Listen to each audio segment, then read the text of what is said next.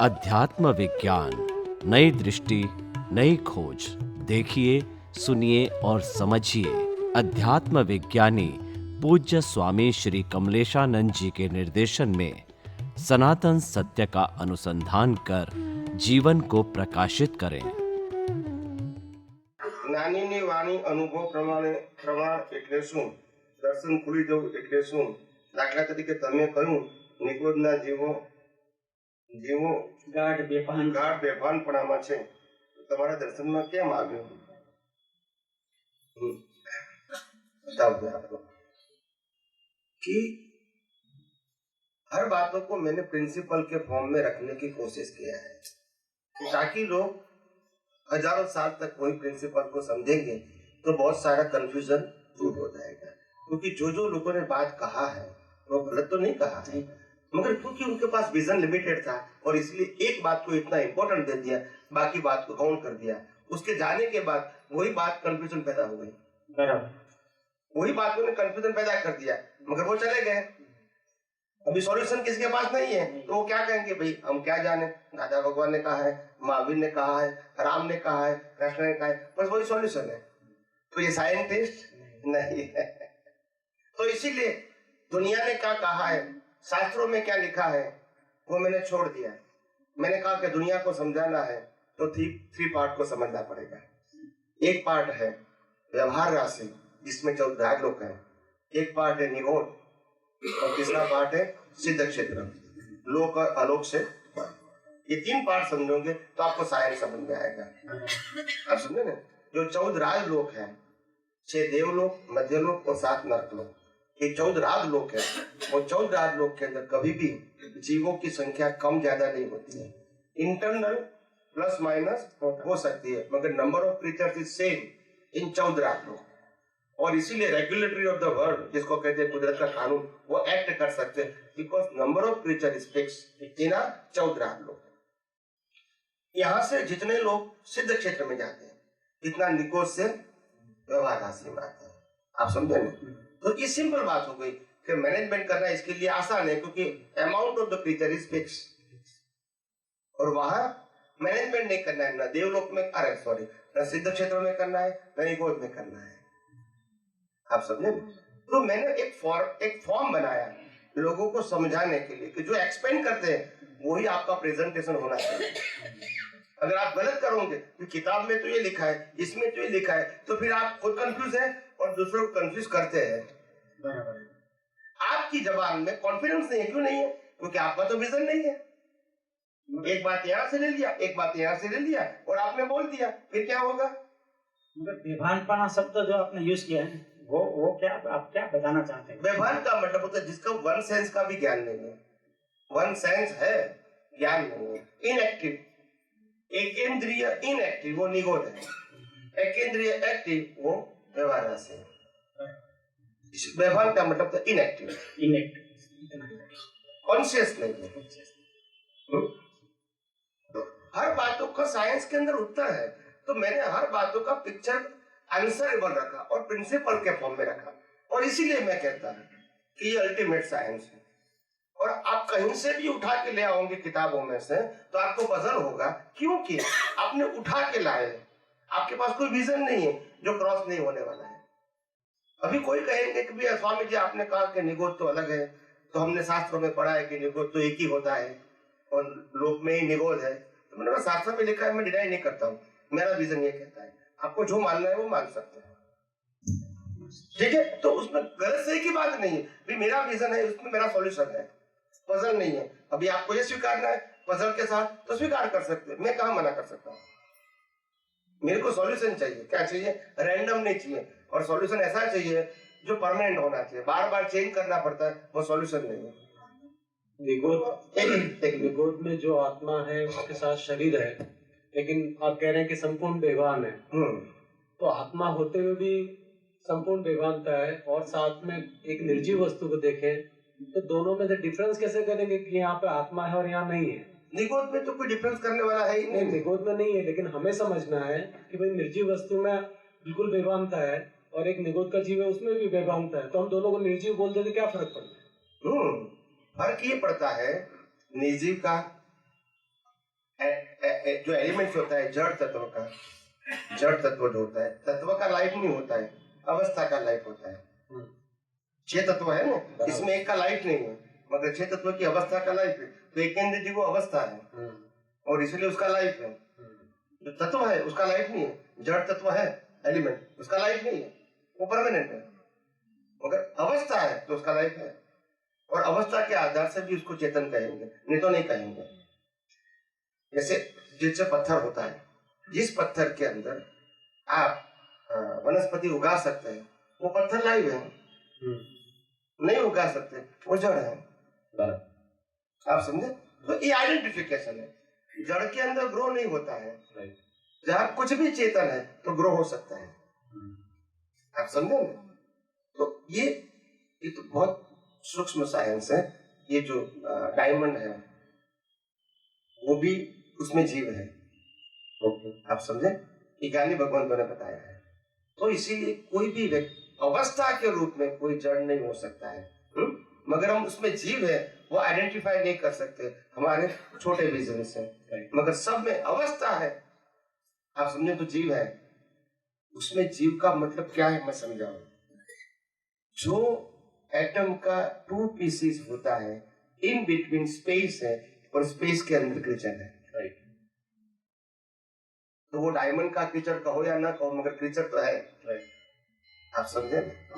जो जिसका 2 पीस होता है, it means it's a space, और स्पेस के अंदर क्या होता है? क्रीचर होता है। वायु तत्व वो तत्व है ना, वो भी क्रीचर है।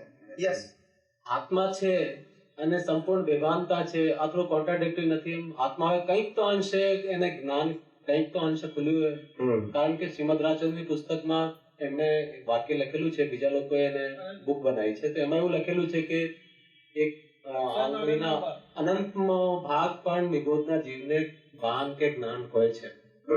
नहीं देखो बताऊंगा ये वो क्या कहना चाहते हैं।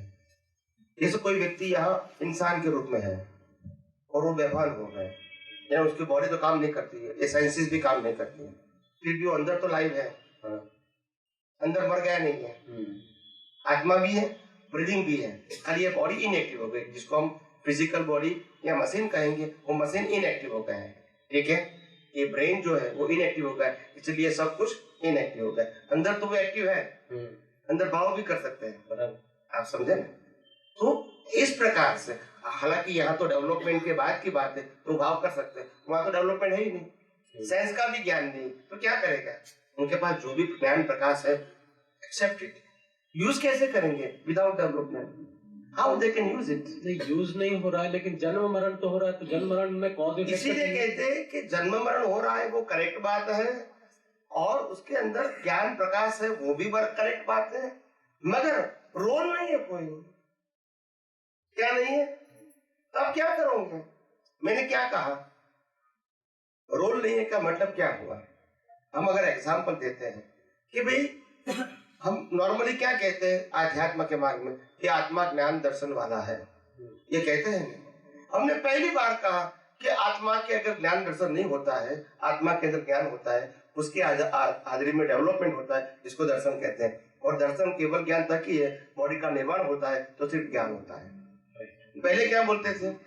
ज्ञान दर्शन वाला आत्मा है। ठीक है, तो मैंने कहा दर्शन का वहां रोल ही नहीं है, फिर है नहीं का मतलब क्या है? जब 6 तत्व नहीं, बाकी के 4 तत्व नहीं है, अवस्था नहीं है, तो फिर रोल क्या रहेगा दर्शन का? तो इसीलिए कैपेसिटी का सवाल नहीं है, रोल ही नहीं है, तो फिर तो ऐसे वहां रोल ही नहीं है, उसको ज्ञान भी नहीं है, वन सेंस का भी ज्ञान नहीं है, इनएक्टिव मोड में है ना। तो आत्मा का प्रकाश नहीं है, वो तो सवाल ही नहीं है ना, वो तो होगा ही। जब जीव है तो आत्मा का प्रकाश है, उपयोग क्या है? कुछ भी नहीं है। तो वहाँ जो कॉज इफेक्ट हो रहे हैं वो नहीं होता है, नहीं होता है, तो जन्म मरण तो है ना, वो इसीलिए इसको बट नेचर बोला है। मतलब वो फिर वो हाइड हो गया, बट नेचर में सब छुप गया। सही बात है।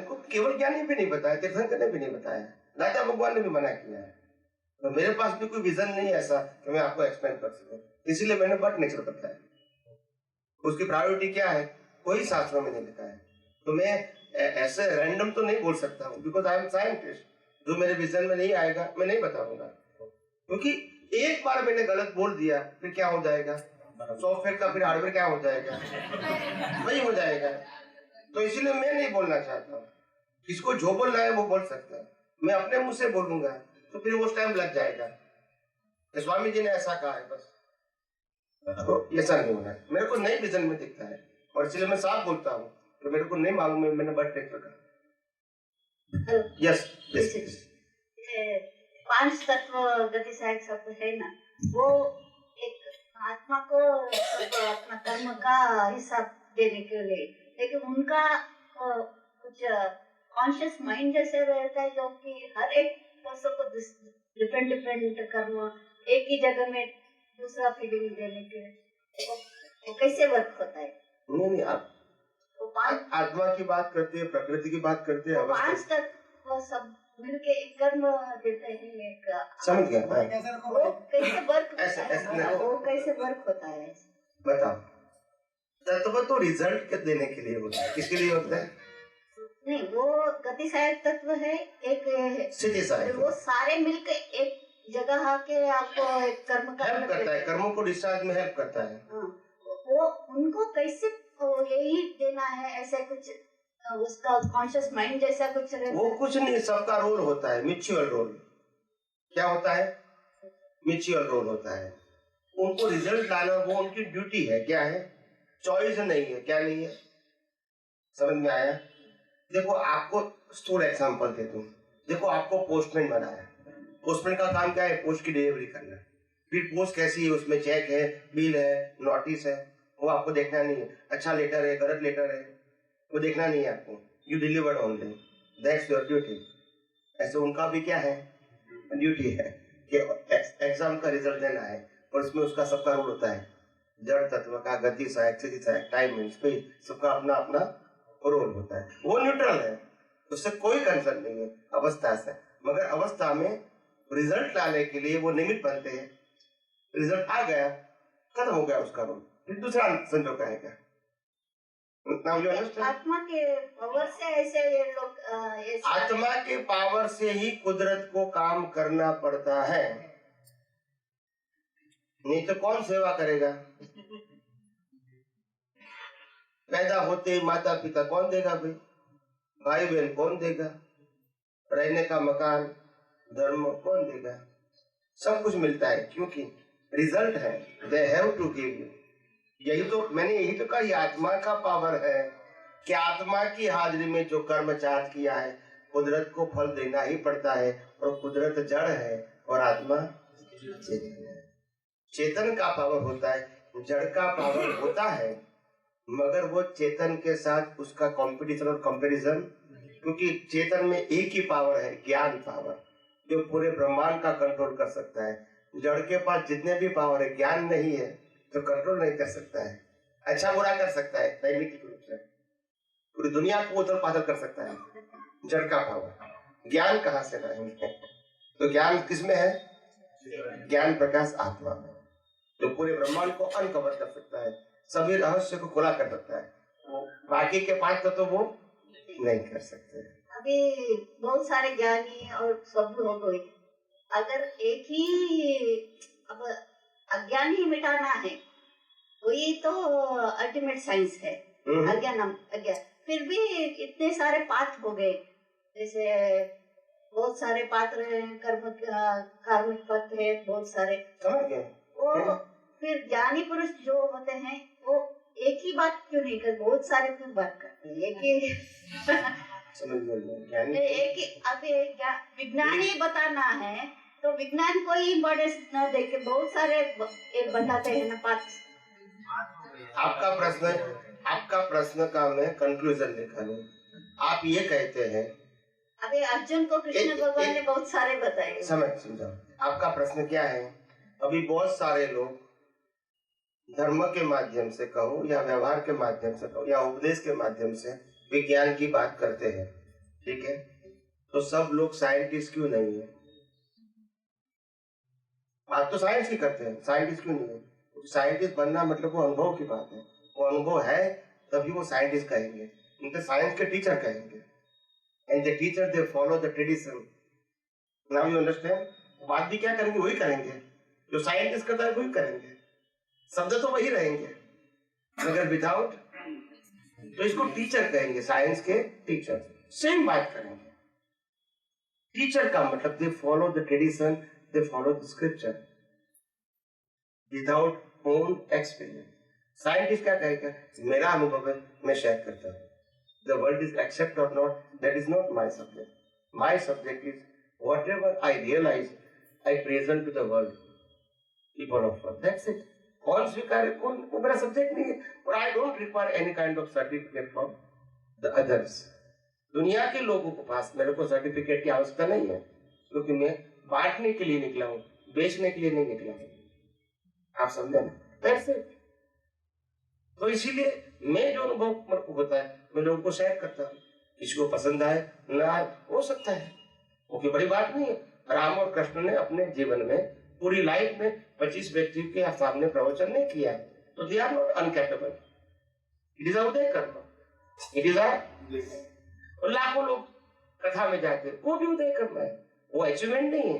तो विज्ञानी तो विज्ञानी है और शास्त्र ज्ञानी शास्त्र ज्ञानी है। यहाँ क्वांटिटी की बात नहीं है, क्वालिटी की बात है। अभी कृष्ण भगवान ने अर्जुन को सिर्फ विज्ञान का साइंस देखकर वो भक्ति मार्ग है कुछ और एक ऐसे सब कुछ बताया।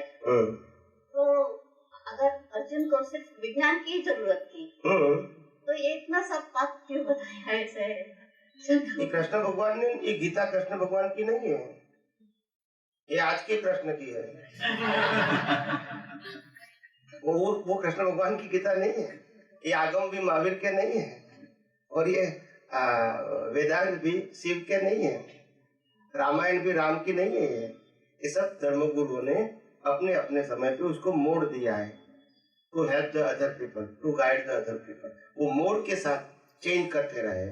आज देखो, आप होंगे रामायण, मोरारी बापू की रामायण अलग, उसके अलग बोला बापू की रामायण कैसे, हम तो राम की रामायण सुनने के लिए, तो बापू की रामायण यानी हर व्यक्ति की अलग अलग रामायण, राम एक हो गए, रामायण अलग अलग हो गए। तो आप कहेंगे कि मैंने तो उनकी रामायण, अरे उसकी मत पढ़ो, इसकी पढ़ो। भाई हमको तो राम की पढ़नी है, मगर सबका व्यू पॉइंट क्या हो गया, तो उसमें फिर सार तो नहीं निकलेगा। लोगों के पास विजन नहीं, वो एक को फॉलो करेंगे, क्या करेंगे। तो आज इसीलिए दुनिया के जितने भी धर्म गुरु हैं, जो भी, वो सब सच्चे हैं, कोई गलत नहीं है, सब सच्चे हैं। मगर उनके पास जो सोच है वो बता रहे हैं, जिसके पास सोच नहीं है दे फॉलो द ट्रेडिशन। भी हमारे गुरु ने या हमारे शास्त्रों में क्या लिखा है हम आपको बता रहे हैं, but I have no any experience, you understand me. ये सब टीचर है, क्या है टीचर समझते हैं, दे फॉलो द सिलेबस। आप समझे बस। तो उनके पास खुद ही कहता है कि मैं किताब में से बोलता हूं, तो इनके पास कितनी अपेक्षा रख सकते हैं, you understand me, that's it. मगर दुनिया चलती है, क्या चलती है। कई लोग मेरे को कहते हैं स्वामी जी आपके पास तो बहुत कम लोग आते हैं। उन्होंने बोला मेरे हिसाब से ज्यादा लोग आते हैं। वो आपकी दृष्टि है। बोला ऐसे क्यों? तो बोला ऐसे क्यों करते हैं, इतने लोग कम आते हैं, लाखों लोगों को सुनना चाहिए। मैंने बोला देखो, ये किराए की दुकान नहीं है, करियाने की दुकान नहीं है, ये डायमंड की दुकान है, यहाँ कम लोग आएंगे और अभी इससे भी कम आएंगे, कोई बड़ी बात नहीं है। हमको संख्या से पहले से भी इम्पोर्टेंट नहीं था, आज भी नहीं है। ये क्वालिटी का मार्क है, क्वांटिटी का मार्क नहीं है। हर बात में क्वालिटी होनी चाहिए, क्वांटिटी नहीं।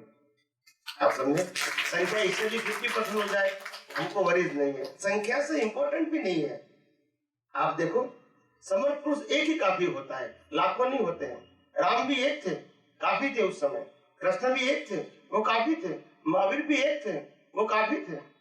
श्रीमद रामचंद्र और दादा भगवान भी एक थे, वो काफी थे, वो डरते नहीं थे कि लोग क्या कहेंगे, लोग मानेंगे कि नहीं। That is not my subject. मैं अपने अनुभव को पेश करने के लिए दुनिया में पैदा हुआ हूँ और पेश करता रहूंगा।